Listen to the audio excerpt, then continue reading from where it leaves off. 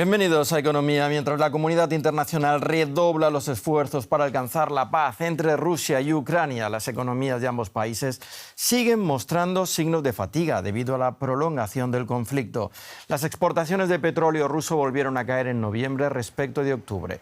Si lo comparamos con el año anterior, Rusia vende 530.000 barriles de petróleo menos al día, según el último informe de la Agencia Internacional de la Energía. Por su parte, Ucrania se vio forzada a negociar con el mercado el cambio de 2.600 millones de euros en bonos que estaban atados al crecimiento de la economía. Y nos vamos hasta la Bolsa de Frankfurt para conocer más detalles con nuestro analista Ezequiel Daray. Saludos, Ezequiel. Comencemos por Rusia. Sabemos que es una economía que depende de la exportación de petróleo. ¿Cuánto más tiempo puede sostener este conflicto cuando las sanciones parecen estar haciendo mella finalmente en el sector más destacado de su economía? Es cierto, Paco, lo está sosteniendo en base a que era un país relativamente poco endeudado y ha podido aumentar fuertemente el gasto público, sobre todo el gasto militar, y con esto estar sosteniendo la economía. Pero como bien dices, las sanciones están haciendo mella y han obligado a que el principal producto de exportación, que es el petróleo, se exporte de manera irregular a través de esta flota fantasma. Pero con el endurecimiento de las sanciones y con los ataques ucranianos a los barcos de la flota fantasma en el Mar Negro, el tránsito de este petróleo que iba por el Mar Negro se redujo a la mitad.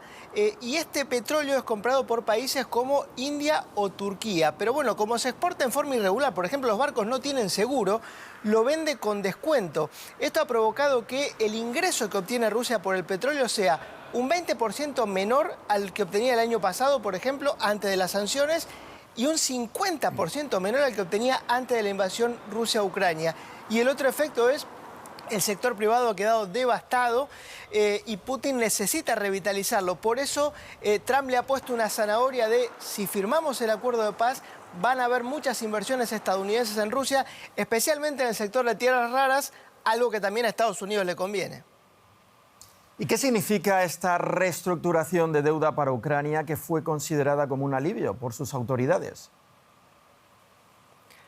Bueno, Ucrania tenía un montón de bonos que se habían emitido en el año 2015 que estaban atados al crecimiento de la economía. O sea, pagan una prima cuando crece la economía. Obviamente estos bonos ahora no valían nada porque la economía se está derrumbando desde que fue invadida por Rusia.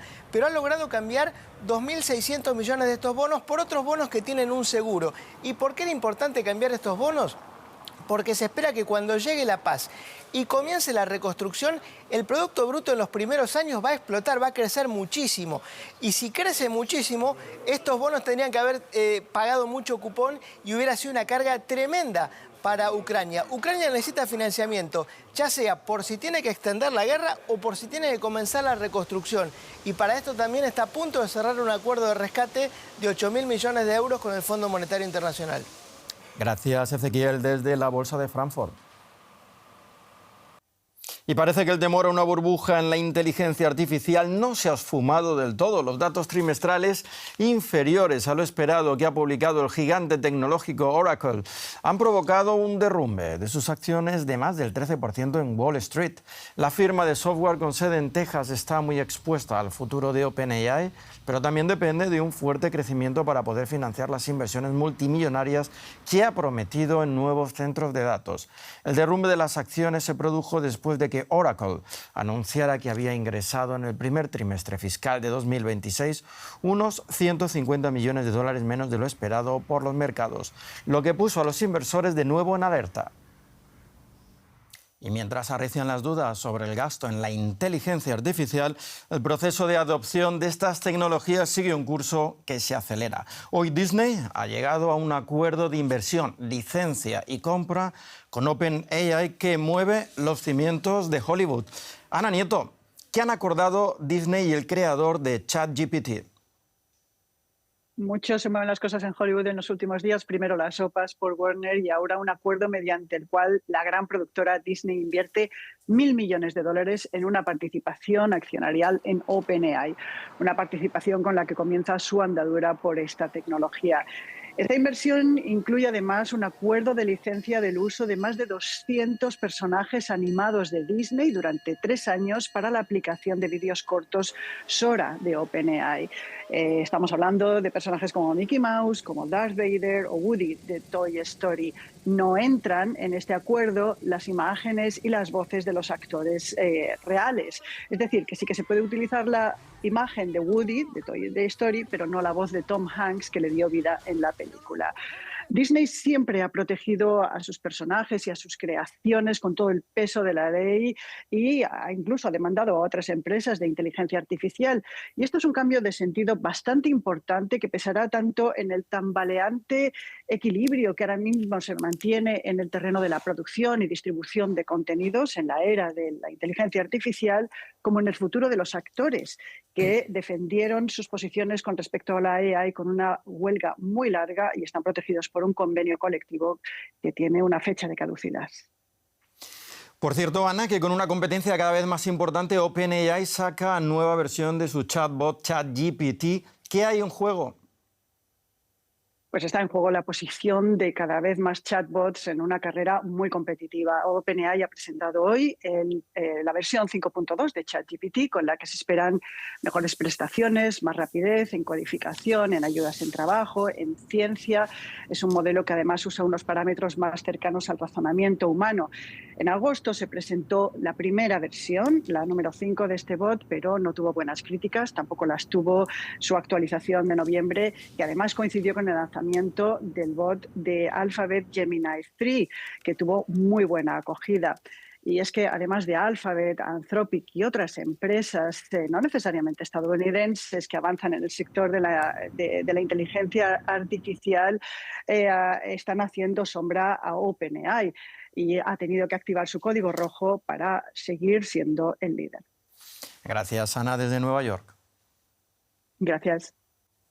Nos vamos a Argentina porque allí cada día cierran 28 empresas en este país, mientras el gobierno de Milei, que esta semana cumple 2 años, realiza una apertura radical de la economía.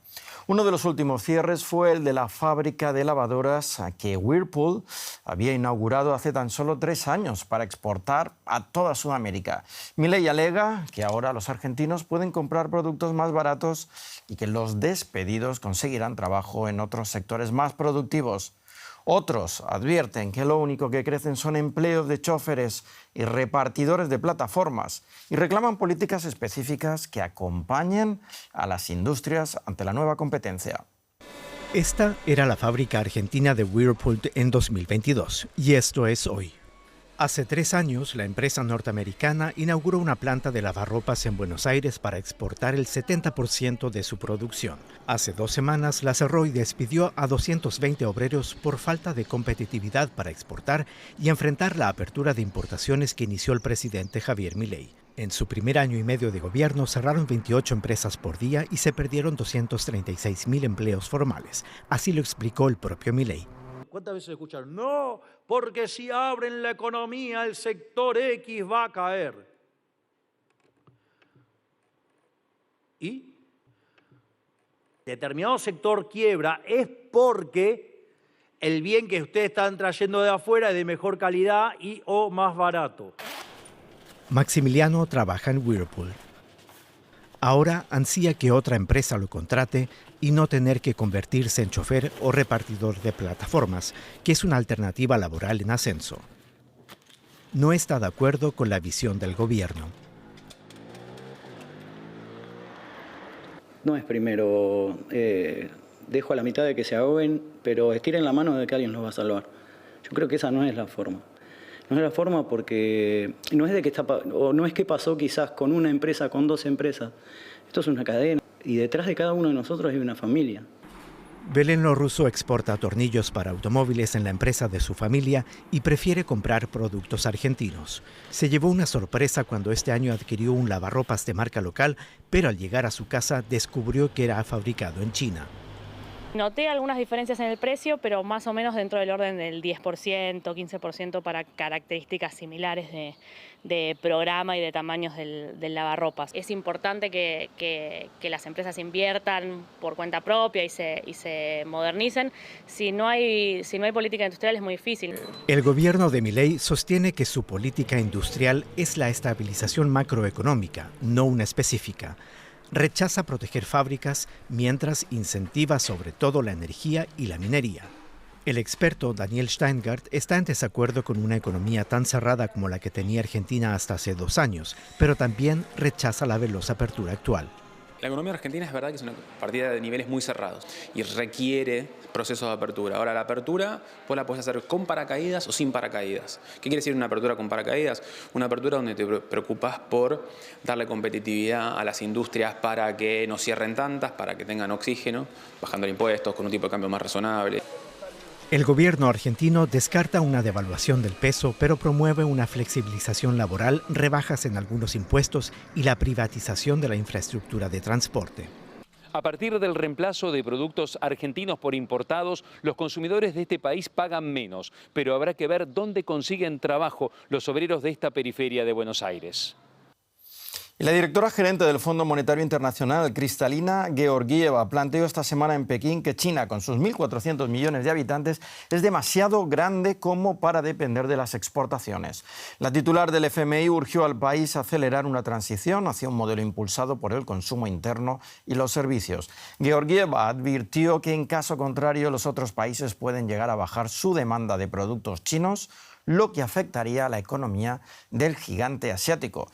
Las palabras de la funcionaria se producen después de que el FMI elevara al 5% su previsión de crecimiento para China, una mejora de 0,2 puntos porcentuales respecto a la previsión de octubre. Y esto es todo por el momento en la economía, pero ya saben que pueden ampliar todos estos temas y más en nuestras redes sociales. Gracias y hasta la próxima emisión.